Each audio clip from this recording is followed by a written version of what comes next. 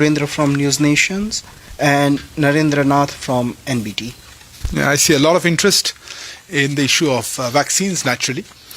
We understand that the European Union has now instituted what is called a EU digital COVID certificate for exempting restrictions on the movement of vaccinated people.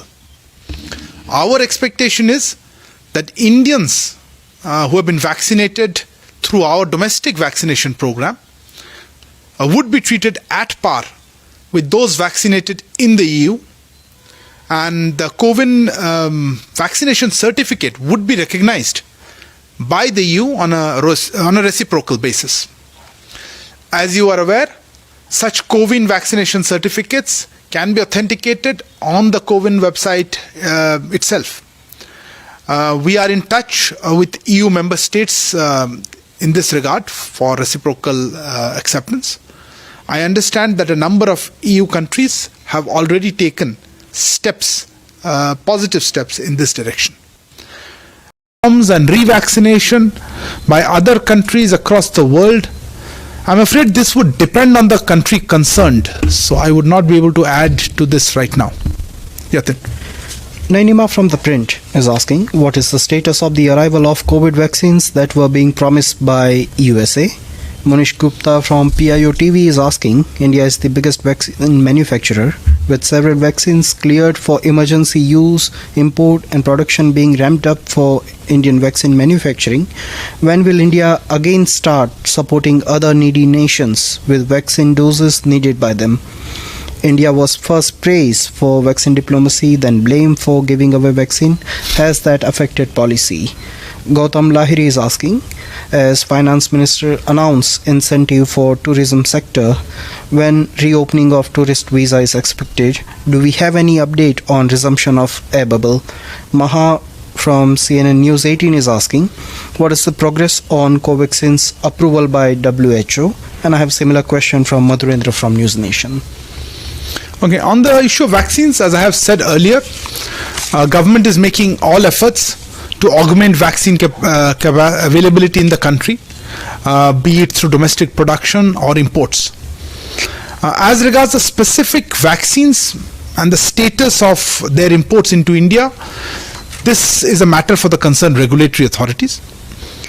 Moving on to the issue of supply of vaccines abroad, let me reiterate that currently our priority remains on purposing domestic production to our domestic vaccination program, which, as you know, is progressing rapidly.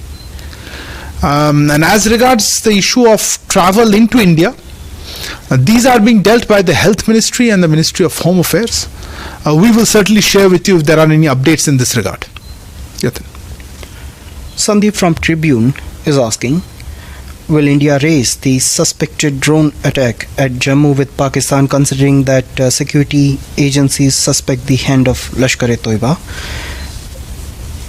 Madhurendra from News Nation is asking, सीमा पार से जम्मू में हुए आतंकी drone attack को पाकिस्तान ने बुरी तरह से खारिज किया है, भारत का क्या जवाब है? Aditya from CNN News 18 is asking, Pakistan has yet again been denied any relief from FATF.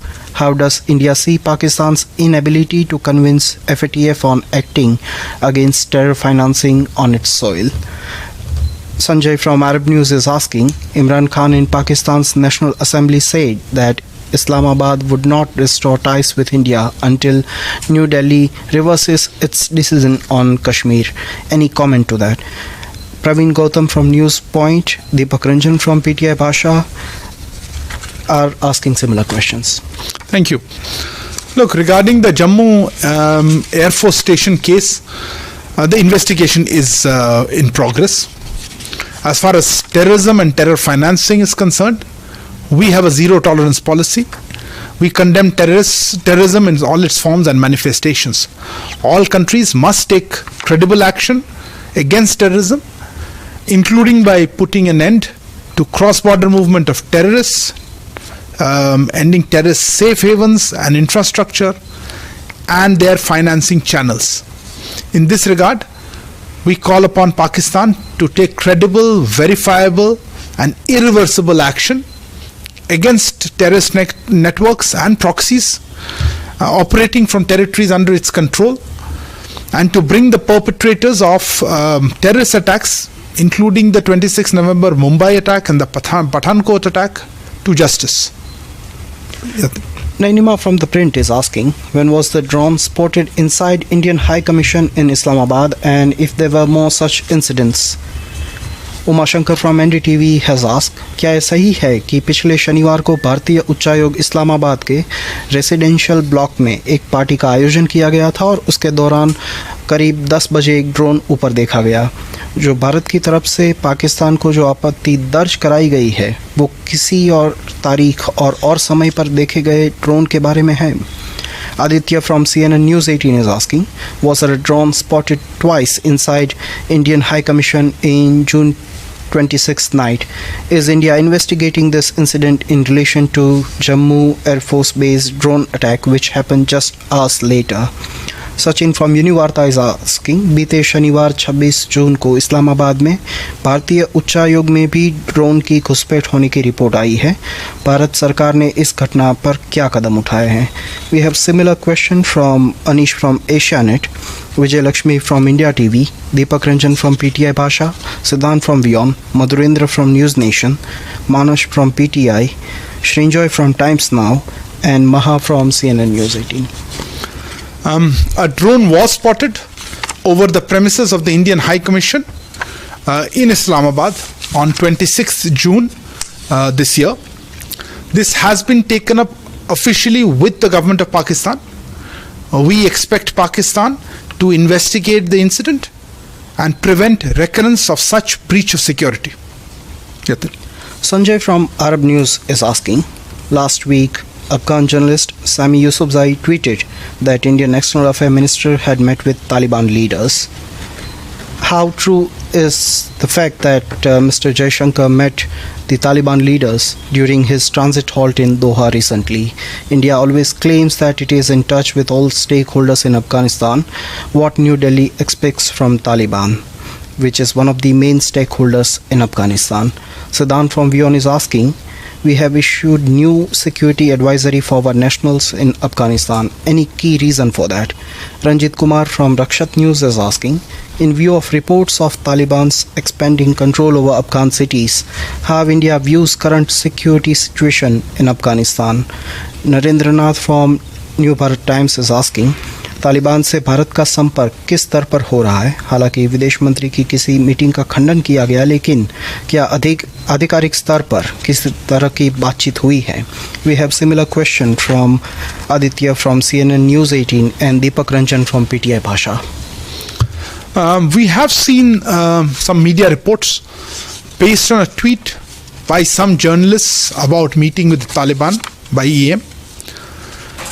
Since this issue has been raised, let me categorically deny claims that External Affairs Minister met any Taliban leader. Such stories are false and mischievous. You would have seen the detailed statement made by External Affairs Minister on June 22nd at the UN Security Council, where he spoke extensively on these issues, including India's support for a durable peace driven by an inclusive Afghan-led, Afghan-owned and Afghan-controlled peace process. We support all peace initiatives and have been engaged with various stakeholders. As regards the security situation in Afghanistan, we are obviously concerned by the increased violence there, based on which we have issued a security advisory for Indian nationals in Afghanistan. Manas from PTI is asking, has the Maldivian government responded to India seeking action by the Maldivian government against social media posts and articles in the local media targeting Indian diplomats in Mali? Look, I think I understand that the Maldives Foreign Ministry today issued a statement on this matter. The Maldivian Democratic Party has also issued a statement, I think. I think that answers the question. Deepak Ranjan from PTI Bhasha has asked, ऐसी खबरें आई है कि Dominica के प्रधानमंत्री ने भगोड़े हीरा कारोबारी मेहुल चौकसी के कथित अपहरण में उनकी सरकार के शामिल होने के दावे को गलत बताया है. इस पर मंत्रालय की क्या प्रतिक्रिया है और ताज़ा स्थिति क्या है? Srinjoy from Times Now is asking, do we have an update on Choksi and Nirav Modi? I actually don't have an immediate update on either of those cases. We are, of course, closely monitoring the ongoing legal proceedings in both cases. If we have any update, we will certainly come back to you. Yatin. Basant from Matrubhumi is asking, has the MEA official handed over the request of customs to question former Consul General and Attaché of Consulate in Trivandrum to UAE in the gold smuggling case? If yes, what is the response of UAE? Look, this is a matter that has been handled by the customs authorities, and I would refer you to them for details on this issue. Huma from Financial Express has asked, Secretary Economic Relations is in Ghana for FOC. What was the focus of this consultation? Yes, Secretary Economic Relations in the Ministry of External Affairs is currently on a tour of a few countries in Africa, including Ghana, where he is chairing the Indian side of the Foreign Office consultations. We will continue to share information as the visit progresses. Gautam Lahiri is asking, as EM raised the issue of TRIPS regulations for medicines, how hopeful we are of resolutions of the restrictions? Look, we are continuing to pursue our proposal for COVID-related TRIPS waiver, and we are happy at the large support for text-based negotiations. However, I would refer you to the Ministry of Commerce for the latest updates on this issue. Anish from Asianet has asked, when would be the next round of Corps Commander level meeting? Deepak Ranjan from PTI Pasha is asking, WMCC स्तर की ताज़ा बैठक के बाद पूर्वी लद्दाख में चीन के साथ जारी गतिरोध की वर्तमान स्थिति क्या है? Srinjoy from Times Now has asked, when is the Commander Conference likely to happen? I have similar question from Shashidhar Pathak from Amar Ujala. As you are aware, the 22nd meeting of the Working Mechanism for Consultation and Coordination on India-China Border Affairs, or the WMCC, was held on 25th of June. Both sides agreed to maintain dialogue and communication through the diplomatic and military mechanisms to reach a mutually acceptable solution for complete disengagement from all friction points, so as to enable full restoration of peace and tranquility and enable progress in the bilateral relations. They also agreed that in the interim, the two sides will continue to ensure stability on the ground and prevent any untoward incident. The two sides also agreed to hold the next, that is the 12th round of senior commanders meeting at an early date. I don't have any update on the date for this meeting, which is yet to be fixed. We will share with you as and when we have it. Agni Roy from Anand Bazar Patrika is asking, does India send any greetings or special messages to Xi Jinping government for the centenary of CPC? Look, I don't think this is a government matter that I would need to answer. Thank you. We don't have any further question. Thank you, Yatin, and thank you to all our viewers for joining in for this edition of our weekly media briefing. Good evening.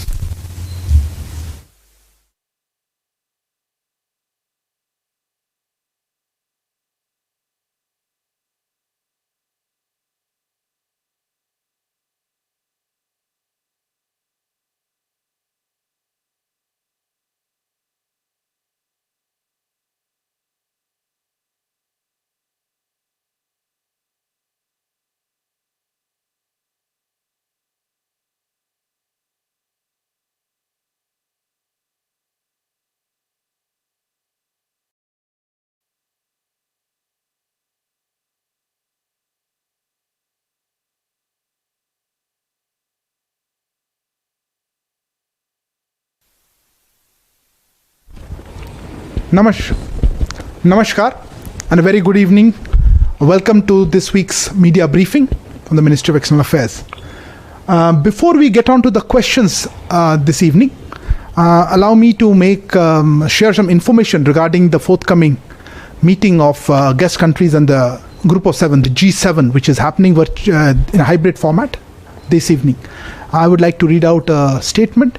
You would recall that Honorable Prime Minister had announced, we had conveyed on May 11th that he would not be attending the G7 summit, to which he had been invited in the United Kingdom. and he would be participating virtually because of COVID restrictions. Let me state that the invitation of UK Prime Minister Boris Johnson, Prime Minister Shri Narendra Modi will participate in the outreach sessions of the G7 summit on 12th and 13th June in virtual format. UK currently holds the presidency of the G7 and has invited India along with Australia, Republic of Korea and South Africa as guest countries for the G7 summit. The meeting will be held in hybrid mode.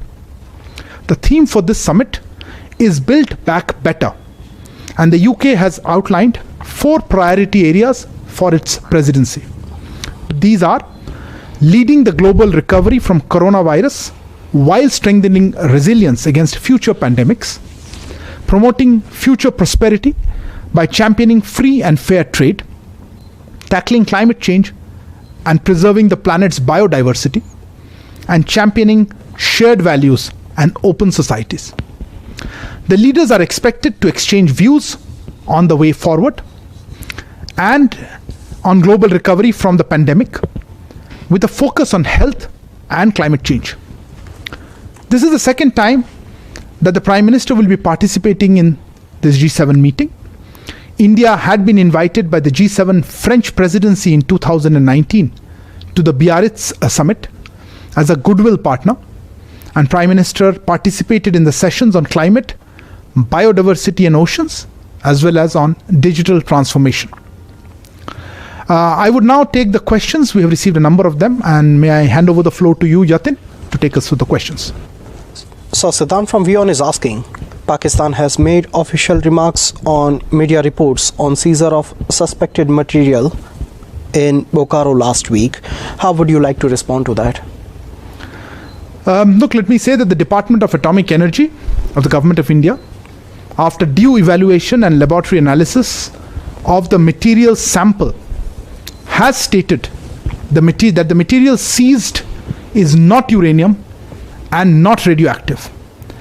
The gratuitous remarks about India by Pakistan's Foreign Ministry, drawing upon a media report, indicate their disposition to malign India without caring to check or verify facts. Let me also reaffirm that India maintains a stringent, law-based regulatory system for internationally controlled items, which is reflected in our impeccable non-proliferation credentials recognized by the international community. Next set of question is on vaccine from USA.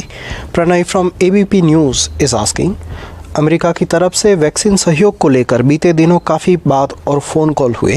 क्या भारत को आवंटित किए जा रहे America निर्मित Covid vaccine की संख्या या मात्रा पर कोई स्थिति स्पष्ट हो सकी है? Pankaj Yadav is asking, how many Covid vaccine doses will India receive or expects to receive as part of Joe Biden's global vaccination initiative? Parikshit from CNBC is asking any further clarity on how many vaccines are we getting from US through the first donation of 25 million doses. We have similar questions from Siddhant from Beyond, Madhurendra from News Nation and Suhasini from The Hindu. As you are aware, the US administration has announced that it will donate a first tranche of 25 million doses of COVID vaccines to identified countries.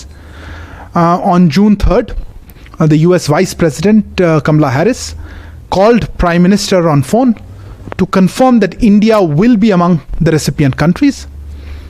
We are awaiting details of the exact quantity and type of vaccines to be given to India and the timelines for the same. Praveen Gautam from News Point is asking, कुछ मामलों में देखा गया है कि जिन students को भारत में Covaxin लगी है, वहीं अमेरिका जैसे देशों में पहुंचने पर उनसे कहा गया कि उन्हें दोबारा वैक्सीन लगानी पड़ेगी। भारत सरकार का इस पर क्या रुख है? क्या कोवैक्सीन को लेकर इस तरह की स्थिति और देशों में भी बनी हुई है? Rekha Dixit from The Week is asking, with neither Covaxin nor Sputnik having WHO approval, will it be a problem for Indians vaccinated with these shots to travel overseas? Saurav from News Mobile is asking, with daily count of COVID-19 cases now steadily declining, will India ask other countries to relax travel restrictions? Madhurendra from News Nation is asking, चीन भारतीयों को vaccinations के बावजूद visa नहीं दे रहा है। भारत का इस पर क्या स्टैंड है? We have similar question from Daria from Sputnik. I think there are three distinct elements of that, so let me break it down accordingly. First, on the issue of Covaxin. Look, we are aware that Bharat Biotech has sought WHO emergency use listing for Covaxin. We hope that this process of getting this approval is completed at an early date. I understand that Sputnik has also applied for WHO emergency use listing, and that would, I think, getting emergency use listing for Covaxin would help this process. Moving on to the difficulties being faced regarding students and others who are abroad, who reside abroad but are currently stuck in India. Let me mention that MEA, in line with GOI policies and priorities, has been working actively to protect the interests of Indians residing abroad, be it for education, employment, or other reasons. We are aware of the challenges being faced by Indian students who are unable to join or return to foreign countries to pursue their studies. We have been taking this issue up with the concerned governments on priority. We have also requested students facing difficulties to contact the Ministry of External Affairs. The details are available on our website and social media handles. As for the specific case of China or the Chinese visas, look, currently persons from China, including Chinese nationals, are able to travel to India despite the absence of direct air connectivity. However, for Indian nationals, travel to China has not been possible since last November, as the Chinese side had suspended existing visas.